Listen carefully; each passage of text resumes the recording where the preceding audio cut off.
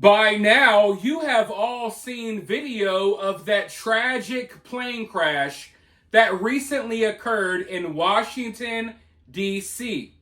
But it turns out that you all were not supposed to see that video. It turns out that none of us were supposed to see that video.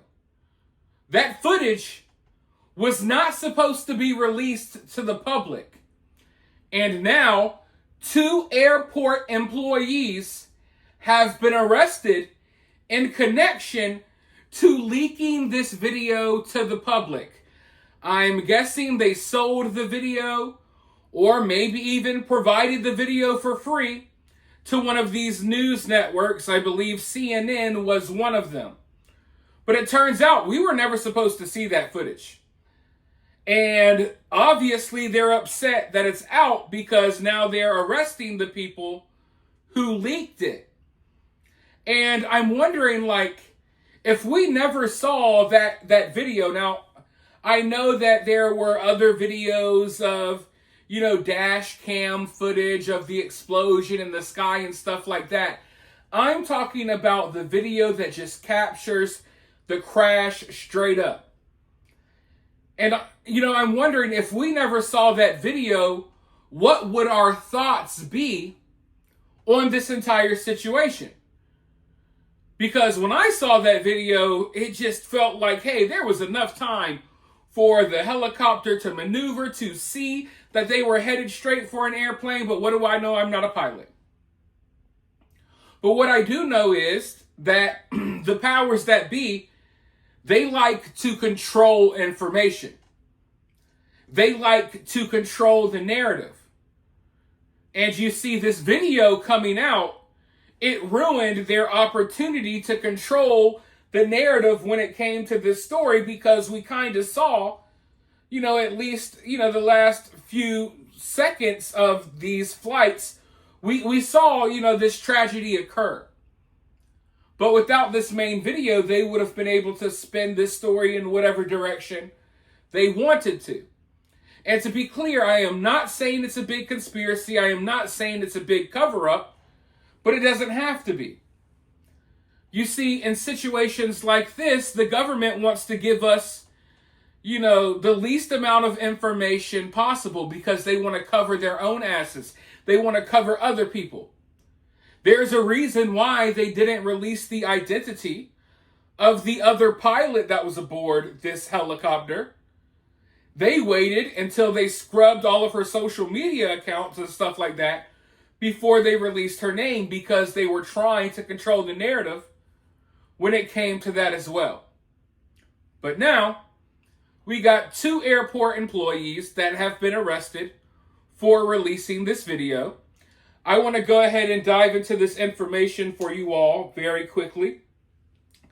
2 Metropolitan Washington Airports Authority employees have been arrested after a leaked video showing the mid-air collision between a military helicopter and a commercial jet. Mohammed Lamin Migbungi, or Mingung, I do not know how to pronounce this name. Mohammed Lamin Migbungi.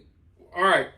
Age 21 of Rockville, Maryland. He was arrested on January 31st and charged with computer trespass under Virginia law. He was booked into the Arlington County Adult Detention Center and was later released. Following further investigation, authorities also charged Jonathan Savoy, age 45, of Upper Marlboro, Maryland, with computer trespass on February 2nd. Savoy was released on a summons by a magistrate. Both men are accused of making an unauthorized copy of Airports Authority records, though officials did not specify how the footage was obtained or distributed. The leaked video, which aired on CNN, according to reports, captured the moment a UH-60 Black Hawk helicopter collided midair with an American Airlines jet during a nighttime training mission.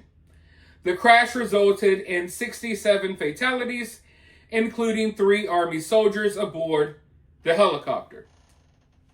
Now, Obviously, I understand why these two men were arrested. You know, you're kind of going into the computer systems at the airport and you got this security footage or whatever and you leaked it out. But I'm not going to sit here and pretend that I'm upset that they did this. Because I'm not. And when you have tragedies and you have big news stories like this one, we need people like this to leak this information to the public. So I'm not going to sit here and, you know, like berate these people and talk down on them for whatever crime they may have committed here. Because what they did is they did a huge service to the public by providing us with this video, providing us with evidence, and making sure that, hey, we could see how this, you know, situation transpired for ourselves instead of waiting weeks for them to release a video, if they ever release it, or having to deal with whatever, you know, twisted information they provide us. So when I'm looking at this arrest, like I said, I understand they arrested them and why they did, but I'm not going to sit here and pretend like, you know, I'm upset. Because we need stuff like this or else we're not going to get the truth. And thanks to this video, you know, they weren't able to, you know, spin this story in the way that I'm sure they would have. But also, when I look at these arrests, you know, I follow these type of stories often, and this is something that they're doing right now to kind of distract people, to kind of pat themselves on the back and act as if they're getting something done here. You know what I mean? That's what this is. It's oh, look over here. Yeah, we got those totally horrible guys that leaked the video. How about do what y'all need to do to prevent further plane crashes? Because we've already had a couple of them since then. Some that I haven't even talked about here. Some I haven't even heard about probably. So, I mean, in the grand scheme of things, arresting the two dudes that leaked the video is the least of my worries. But that's all they have produced for us thus far. You're not going to get many answers as to why this plane crashed. You're not going to get many answers as to how we got here. I mean, I know you could, you know, chalk it up to DEI. You could blame different things. But I'm saying we're not going to get concrete answers. And when it comes a time when they really need to be taking this seriously and doing something serious, they're out here, oh, we got to go arrest the people who released the video. I don't care about the people who released the video.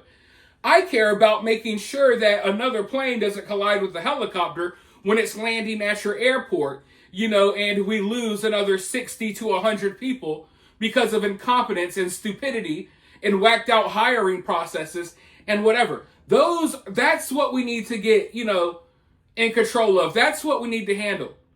This airport has bigger problems that they need to focus on as opposed to whoever is releasing videos of this plane crash.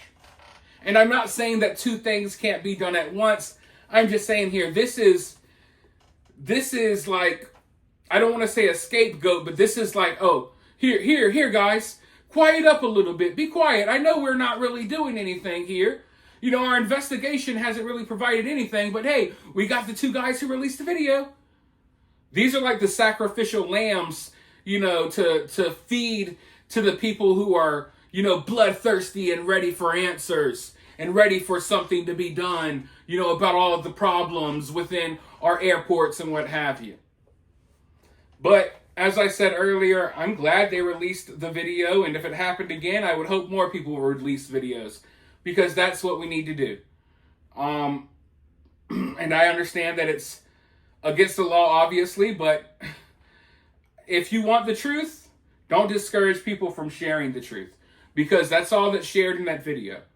All that video is video of what happened, the truth of what happened that you can see with your own eyes. But for now, let me know your thoughts about this down in the comments below. While you're down there, hit that thumbs up, hit that subscribe, ring that notification bell, and I'll talk to you all very soon in the next one.